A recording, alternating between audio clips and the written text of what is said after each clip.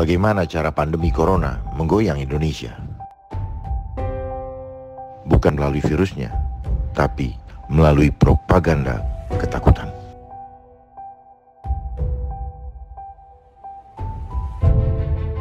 Propaganda yang dilakukan adalah propaganda ketakutan. Itu berlangsung di seluruh dunia. Apa proteksi dan solusi terkuat menghadapi virus corona? Bukan antibiotik yang mampu mengatasi virus, tapi imun tubuh. Contohnya interferon, yang diproduksi tubuh dalam melawan kanker termasuk virus. Maka peperangan antara virus dengan manusia adalah soal adu cepat. Siapa yang lebih dulu bisa beradaptasi? Virus dengan mutasi genetiknya atau manusia dengan kekebalan imun tubuhnya? Mengapa? Tanpa propaganda ketakutan, virus corona seharusnya tidak berbahaya bagi Indonesia. Pertama, virus corona bukan virus flu burung, juga bukan SARS dan MERS. Tingkat kematiannya jauh lebih kecil. Kecuali tubuh penderita terlanjur sudah lemah, sehingga berpotensi mengalami kegagalan sistem imun seperti cytokine storm. Maka jangan hanya fokus menguatkan tubuh untuk meningkatkan imun, baik dengan latihan, diet, dan lainnya. Tapi juga penting terbebas dari aktivitas, diet, dan semua hal yang melemahkan imun tubuh, termasuk berita-berita dan propaganda menakutkan terkait corona. Kedua, virus corona itu tidak bisa bertahan di lingkungan bertemperatur panas seperti di Indonesia. Jadi virus itu pas melayang di udara, dia akan mati dengan sendirinya. Jadi bila imun tubuh kita bagus, sebenarnya virus corona sulit menyebar di daerah tropis seperti Indonesia. Berbeda dengan Tiongkok, yang saat virus merebak, temperaturnya dingin. Italia, Prancis, Iran, Wuhan, Korea, Jepang, Seattle, Washington, New York, ternyata bila ditarik garis, tampak membentuk garis lurus, sehingga ada yang menamainya sebagai Corona Belt atau sabuk corona. Mungkin pada lintang tersebut, suhu bagus untuk berkembang biaknya virus. Diketahui menurut data dari BMKG, suhu rata-rata di Indonesia malah 35 sampai dengan 37 derajat Celcius. Iklim di Indonesia itu 26 sampai 30 derajat. Virus itu hanya akan ada di udara selama maksimal 3 menit pada suhu 20 sampai 25 derajat. Sehingga jika di suhu kita di 26 sampai 30 derajat, pas pada saat siang-siang, virus itu tidak akan mampu bertahan lebih dari 1 menit. Ini tidak bisa dibandingkan dengan Italia. Italia suhunya 6 derajat, sementara virus ini bisa bertahan selama 3 jam di lingkungan pada suhu 10 sampai 15 derajat. Sementara di New York kemarin 10 sampai 12 derajat, di Italia 6 derajat. Itu sebabnya korban di dua negara itu lebih banyak, karena begitu mereka keluar mereka akan terekspos. Sementara di tempat kita masih dilindungi oleh sinar matahari dan oleh suhu. Jadi harusnya Indonesia aman. Jadi sekali lagi, tanpa propaganda ketakutan, virus corona seharusnya tidak berbahaya bagi bangsa Indonesia. Ketakutan akibat terlalu banyak mendengar berita negatif dari medsos dan lain-lain, termasuk lingkungan di sekitar kita, membuat penularan virus corona menjadi semakin dahsyat. Mengapa demikian? 1. Ketakutan adalah hal yang menular, dan ketakutan mampu ditularkan dengan sangat cepat. 2. Ketakutan menghasilkan hormon stres yang melemahkan imun tubuh. Corona yang awalnya tak menimbulkan penyakit bagi yang imun tubuhnya masih kuat, sekarang leluasa merajalela karena imun tubuh masyarakat sudah dilemahkan oleh ketakutan. Saat imun tubuh turun, virus corona yang tadinya tidak mampu membuat kita sakit, sekarang jadi mampu. Karena kita sendiri yang meruntuhkan benteng pertahanan tubuh kita dengan stres. Virus corona sendiri tidak bertambah kuat.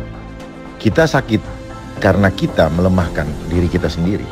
Maka untuk saat ini yang seharusnya menjadi prioritas adalah dengan cepat mensosialisasikan supaya masyarakat paham pentingnya meningkatkan imun tubuh, sekaligus menguatkan tubuh dengan mengatasi ketakutan dan depresi dengan berjemur, ditambah salam FIFA Republik Indonesia sebagai preventive medicine. Kita harus tahu bahwa virus hanya bisa dinetralkan oleh antibodi dari dalam tubuh kita sendiri. Dan antibodi itu akan diproduksi oleh tubuh kita pada saat infeksi pertama, itu selama 7 hari sesudah paparan awal. Jadi kalau kena sekarang, maka kita akan dapat antibodi 7 hari sudah itu. Di hari ke-14, antibodi kita akan sangat banyak sehingga akan menetralkan virusnya.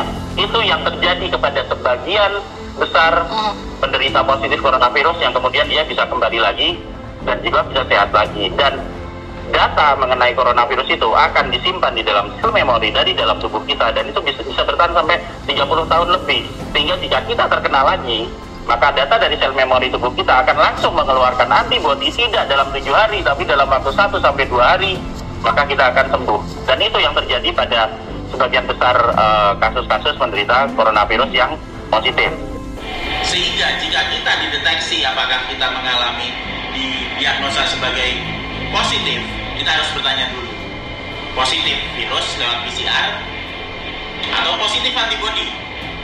Karena jika positif antibodi lewat rapid test, ya alhamdulillah, berarti apa? Titer antibodi kita tinggi sehingga bisa melawan virusnya.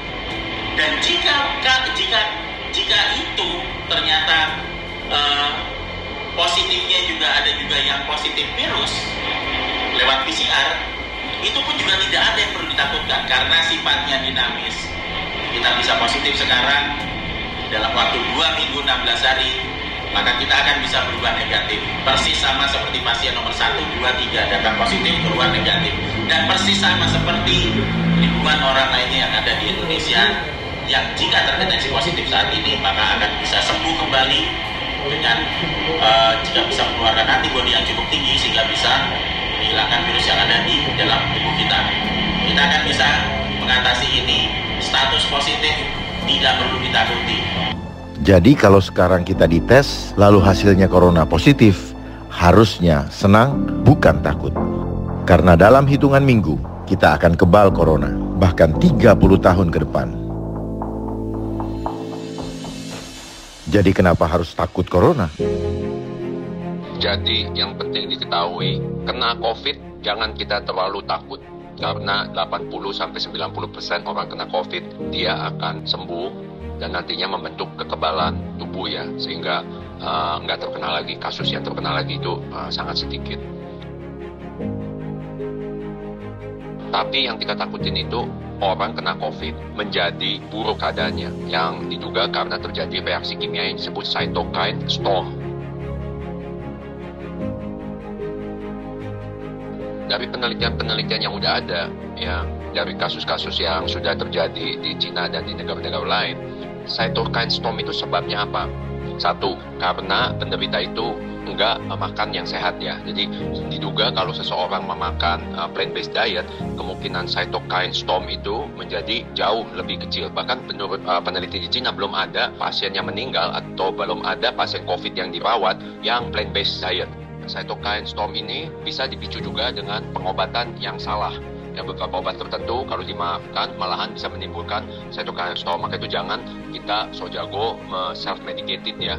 Kalau bukan dokter atau yang mengerti benar-benar, jangan coba-coba main beli obat online dan itu coba obatin sendiri. Ketiga, kita pelajari kasus-kasus kematian ya, terutama yang ada di Indonesia bisa meninggal. Kenapa? Saya pelajarin mereka panik ya. Panik, sama kecewa, sama sakit hati dan segala macam lah, pokoknya dalam kondisi yang kurang baik gitu. Kita akhirnya meninggal paginya.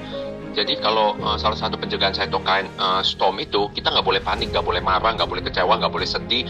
Jadi juga kadang-kadang mereka yang dirawat di rumah sakit rujukan, mereka sangat menderita, sangat depresi, mau pulang nggak bisa, diisolasi segala macam. Akhirnya hari ketiga, keempat, kelima memburuk keadaannya karena saya duga karena cytokine storm, karena marah-marah, kurang tidur ya. Nah itu bisa menimbulkan hal tersebut. Nah juga makanan yang diberikan di situ juga bukan plant-based diet, mungkin kekurangan minum air juga ya karena lagi keadaannya panik, sedih segala macam. Yang keempat, jangan lupa kita tidur cukup, nggak boleh kita sampai larut malam ikutin berita-berita ini sampai kurang tidur. Santai aja, kita orang yang beriman harus percaya bahwa semuanya Tuhan yang memberikan, Tuhan yang mengambil. Dan jangan depresi, jangan panik, ada yang sampai kena emah, kita udah melakukan yang terbaik. Kalau tadi saya katakan kalau kena jangan takut karena 80-90% sembuh. Yang kita takutkan adalah cytokine storm itu. Apa proteksi dan solusi terkuat supaya kita semua aman dari corona dan cytokine storms? Ada 3 langkah untuk membantu memperkuat tubuh dan imun kita serta menetralisir akibat buruk dari propaganda ketakutan corona.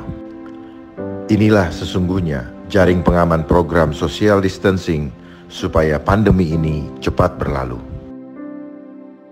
Langkah pertama, stop berita tentang corona yang melemahkan imun tubuh. Suasana hati dan pikiran kita akan membantu melindungi sistem imun tubuh kita.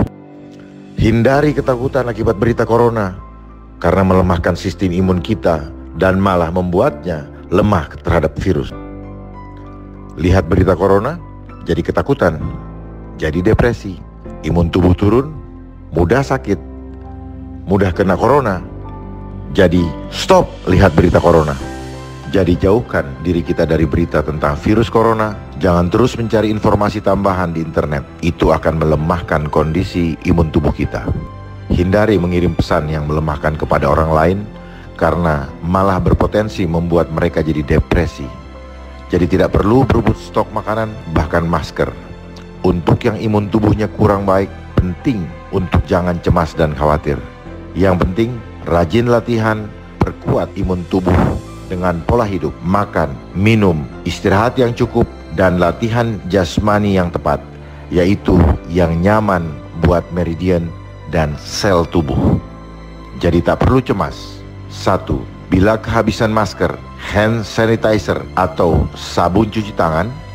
2. Bila ada keluarga yang batuk, bersin, atau pilek. Ketiga, saat ke rumah sakit ternyata kapasitas rumah sakit tak cukup. Ingat, kita masih punya proteksi terkuat, yaitu imun tubuh kita. Masker, hand sanitizer, sabun, physical distancing, dan lain-lain membantu jaga kita dari luar.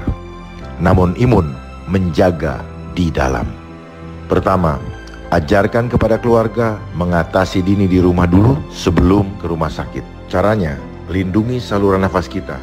Seringlah minum air putih hangat 10 menit sekali. 3 teguk sekali minum. Tujuannya untuk membilas virus bila ada ke dalam lambung. Virus musnah saat di lambung. Paru-paru jadi aman, dan bila terasa lebih nyaman, teruskan minum air putih hangat sampai keluhan hilang. Langkah kedua, hindarkan hal yang melemahkan tubuh, terutama imun kita. Pertama, jangan tidur di atas jam 10 malam. Kedua, jangan lama-lama main HP atau internet, apalagi game. 3. Pilih makanan minuman yang nyaman meridian. Contoh, minum yang hangat, jangan minum yang dingin. Hindari makan daging selama pandemi berlangsung. Makan plant-based diet. Langkah ketiga, lakukan proteksi dan solusi terkuat supaya kita semua aman dari corona dan cytokine storm. Rajinlah berjemur jam 10 pagi, ditambah salam FIFA Republik Indonesia untuk memproduksi interferon dan serotonin yang optimal. Penting, teknik salam FIFA Republik Indonesia harus tepat. Ada 3 unsur penting yang tidak boleh dikurangi dari prosedur jemur dengan salam FIFA Republik Indonesia ini. Pertama, salam FIFA Republik Indonesia. Kedua, nafas bayi. Dan ketiga, tersenyum. Apabila hanya berjemur saja tanpa salam FIFA Republik Indonesia, nafas bayi, dan tersenyum, maka manfaatnya sangatlah kecil. Bagaimana kita tahu apakah hasil jemurnya sudah optimal? Jangan lupa ukur. Bila teknik sudah tepat, hasil tes akan menunjukkan menguatnya tubuh, terutama di area pusat imun tubuh, yaitu timus.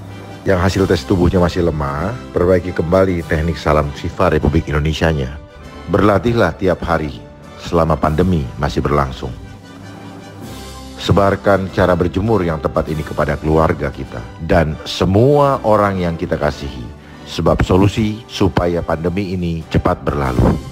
Bersyukur kita di Indonesia yang sinar mataharinya berlimpah, yang bersama salam FIFA Republik Indonesia jadi salah satu hadiah terindah Tuhan Yang Maha Esa untuk mengatasi pandemi virus corona. Sebarkan hari ini juga. Ingat loh, jemur itu gratis. Salam Fifari, FIFA Republik Indonesia. Kita melawan corona. Gerakan Indonesia Jemur Pagi.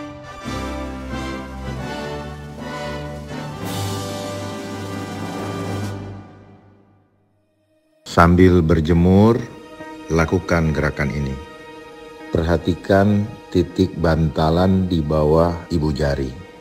Untuk ditempelkan di area tengah yang cekung di atas ulu hati. Letakkan telapak tangan kiri di atas punggung telapak tangan kanan. Ingat, selalu tersenyum dan gunakan nafas bayi. Fifari, FIFA Republik Indonesia. When a cell is infected by a virus, the virus enters the cell and produces structures that are not found in uninfected cells. The presence of this viral material signals the cell to produce interferon. The interferon moves out of the cell and attaches to receptors on nearby cells of the same type. The cell that produces the interferon is unable to save itself. The virus replicates in this cell and then moves out to infect nearby cells. The nearby cell that already has interferon bound to its surface responds in several ways, including production of enzymes that degrade messenger RNA and prevent protein synthesis. Thus, a virus can attach and enter the cell, but completion of the viral replication cycle is prevented.